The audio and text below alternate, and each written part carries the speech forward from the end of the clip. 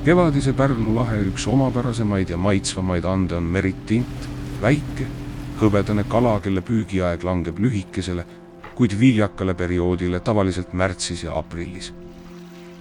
Just siis, kui jää on sulamas ja vesi hakkab soojenema, liiguvad meritindid suurte parvedena rannikuvetesse kudema. See on ka aeg, mil kogenud kalurid võtavad suuna varahommikuti Pärnu lahele, et oma traditsioonilistesse tindimõrdadesse püütud saak kaldale tuua. Pärnu kandi kohalikud kalurid on tinti püüdnud põlvest põlve, hoides au sees traditsioonilisi püügiviise ja väärtustades looduse rütmi.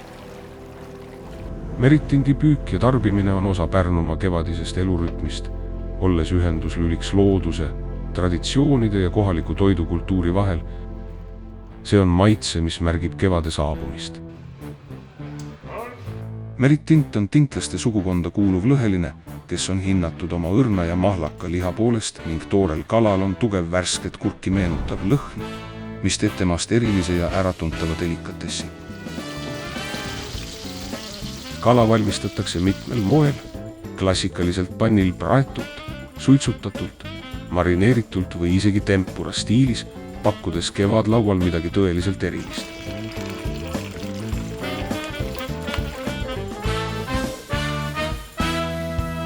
Ootame sind 5. kuni 20. aprillini toimuvale Pärnu meritindi festivalile. Restoranid ja pubid üle Pärnu toovad selleks perioodiks oma menüüdesse värske meritindi parimal kujul.